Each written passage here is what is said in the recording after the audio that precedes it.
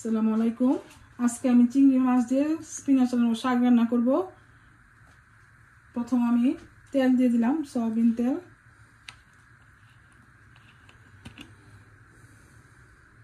পরিমাণ মতো।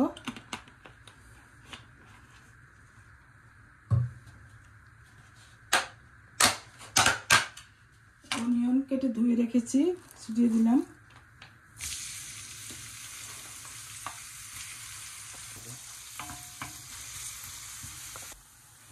অনিয়নটা একটু মেল্ট হয়ে গেছে, আমি এখন একটু মশলা দিয়ে দিতেছি।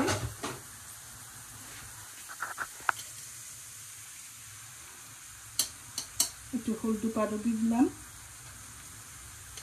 মরিচের পাউডার দিয়ে দিলাম, একটু ধনিয়া পাউডার দিয়ে দিলাম পরিমাণ মতো। এখন একটু পানি দিয়ে দিচ্ছি যেন মশলাগুলো পুড়ে না যায়।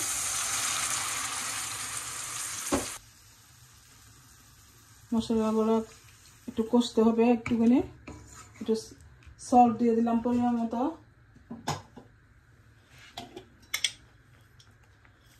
স্বাদ অনুযায়ী লবণ দিয়ে দিবেন যদি আপনারা রান্না করে খান।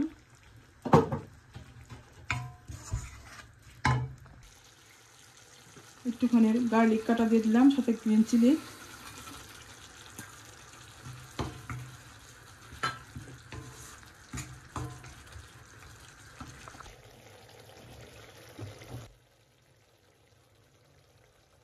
কতগুলো চিংড়ি মাছ কেটে ধুয়ে রেখেছিলাম, দিয়ে দিচ্ছি।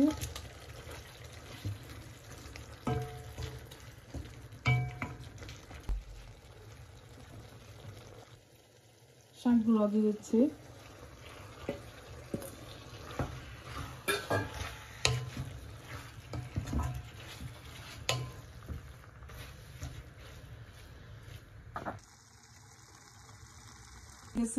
শাকটা খুব সুন্দর হয়েছে, আমি আশা করি মজা হবে। এরকম সবুজ কালারের শাক খেতে অনেক টেস্ট। আপনাদের পরিবেশন করে দেখাচ্ছি।